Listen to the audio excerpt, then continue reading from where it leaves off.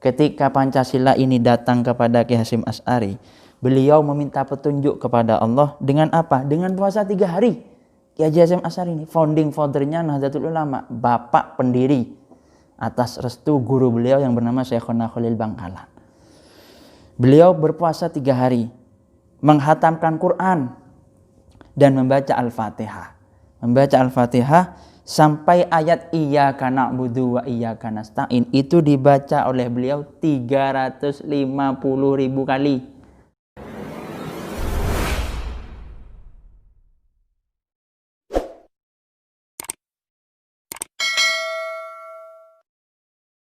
Assalamualaikum warahmatullahi wabarakatuh.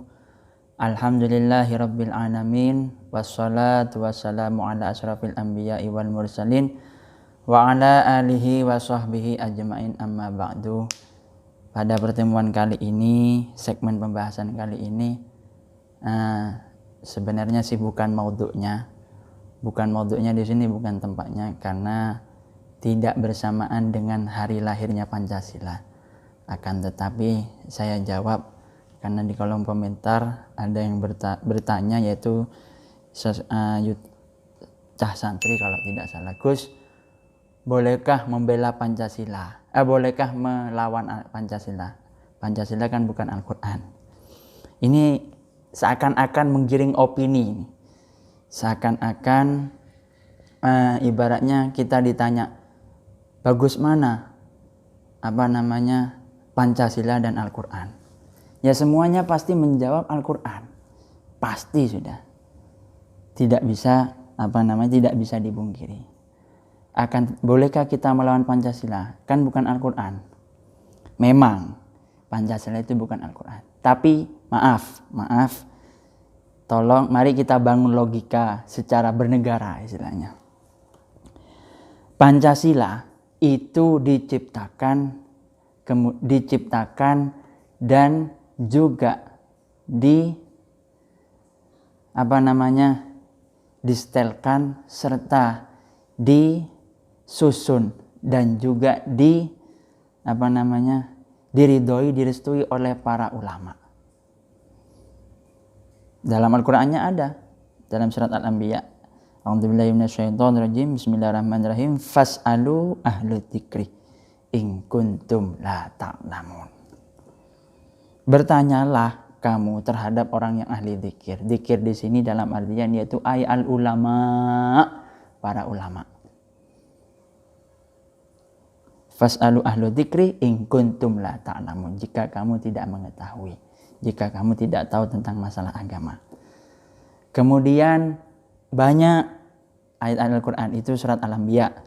Juga yang kedua, saya ambil juga dari ayat Al-Quran, Quran surat Yunus ayat 62.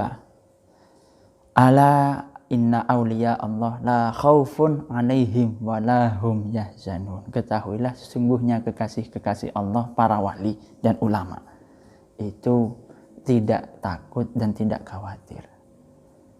Sejarah historinya Pancasila itu bukan serta-merta asal muasal diciptakan, akan tetapi dengan landasan dasar hukum bernegara sesuai dengan metode ala Rasulullah, walaupun tidak sama dengan Rasulullah, akan tetapi mengikuti ittiba'u sunnatun nabawi, ittiba'u minhajun nabawi bisiyasati biqiyamil watoniyah, mendirikan negara.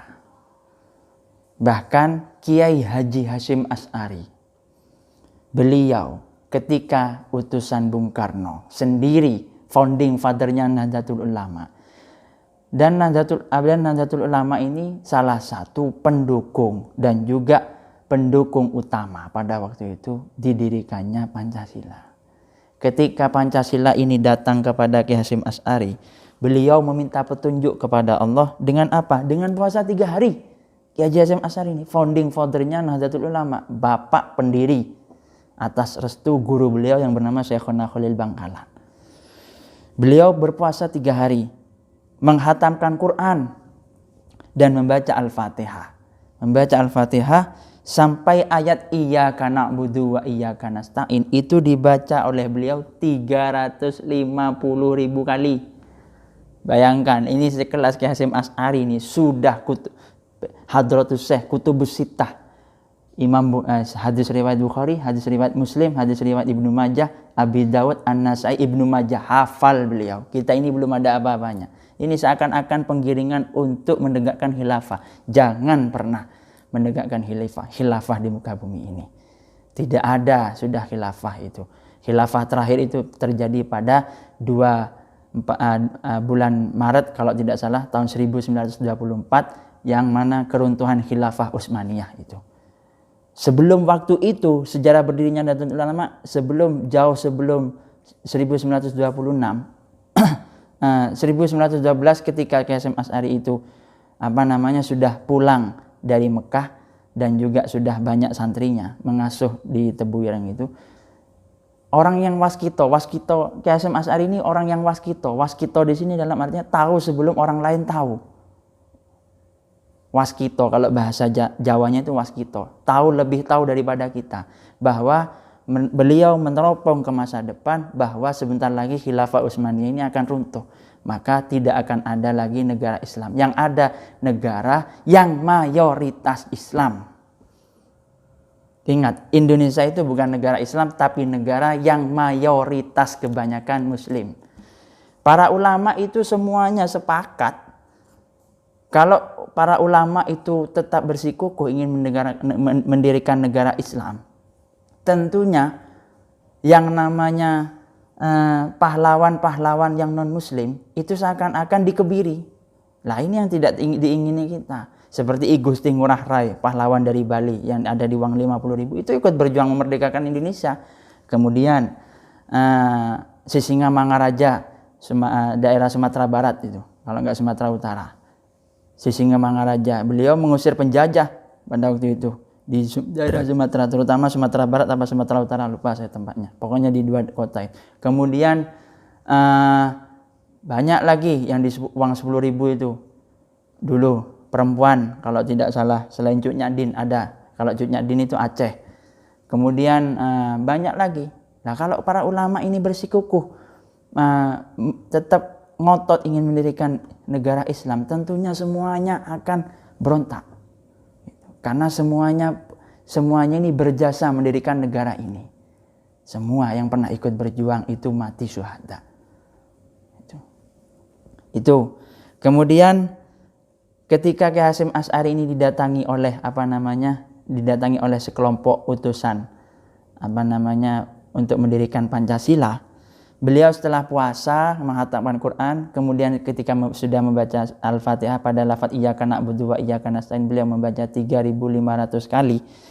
Setelah itu beliau sholat istikharah 2 rakaat. 2 rakaat yang ayat pertama yang dibaca oleh beliau surat At-Taubah 41 kali, bayangkan.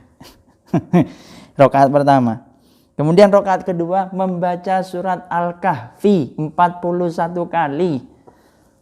Sebelum tidur aku baca ayat terakhir surat Al-Kahfi 11 kali. Itu kata Kiai Hasyim Asy'ari. Maka aku ridho Pancasila sebagai dasar negara Republik Indonesia ini. Ini opini untuk menggiring ke khilafah. Awas, hati-hati.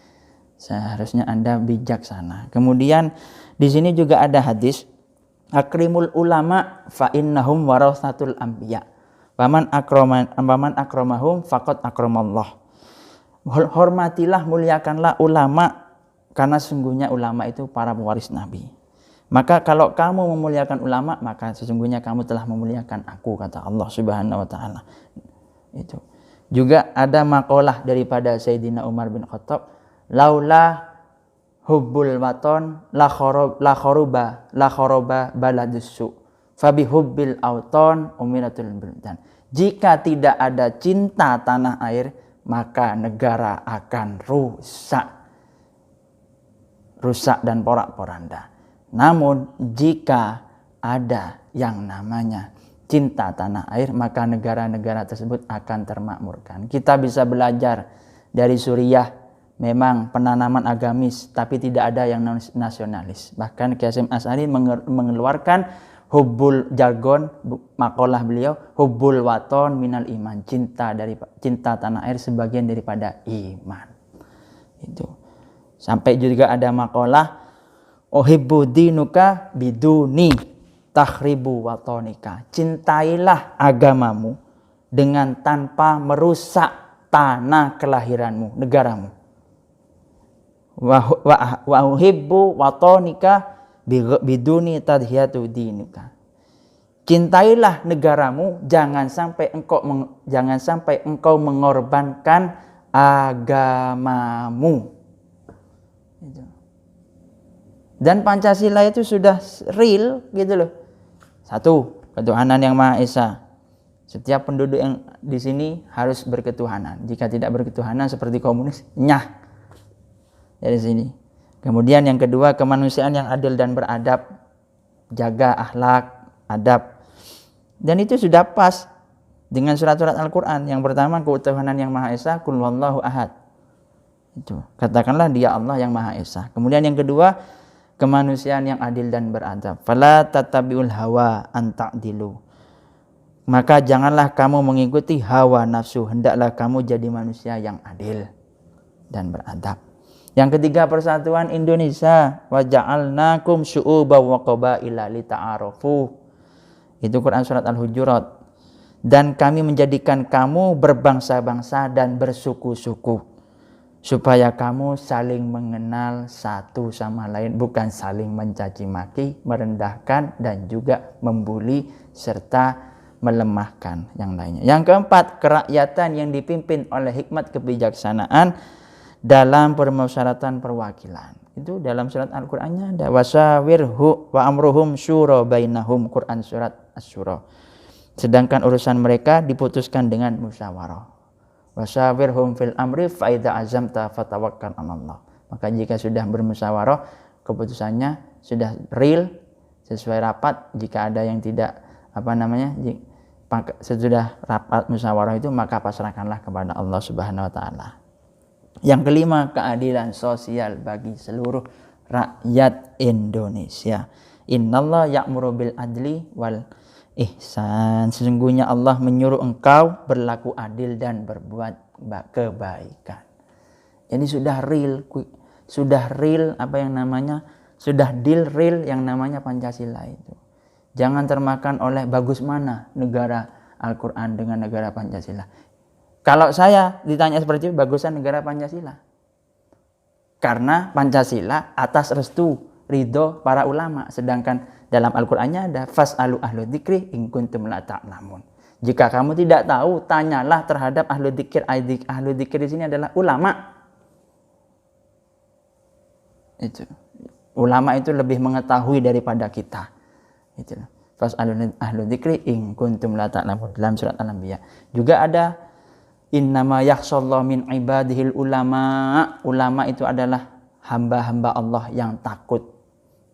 Ulama itu adalah manusia pilihan, orang pilihan.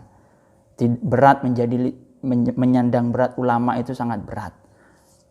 Harus menjaga hukum-hukum Allah. Tidak serta muasal seperti yang dikatakan oleh orang banyak ulama itu. Berat menyandang titel pangkat ulama itu. Jadi pesan saya, jangan mudah termakan oleh opini bagus mana negara Pancasila dengan negara Al-Quran. Gitu. Semoga kedepannya Anda bisa menelaah dan meneliti agar tidak terjerumus dari yang namanya intoleransi sehingga Anda menodai toleransi. Kiranya itu saja yang bisa saya sampaikan, kurang lebihnya saya mohon maaf. Wabillahi taufiq wal hidayah. Wassalamualaikum warahmatullahi wabarakatuh.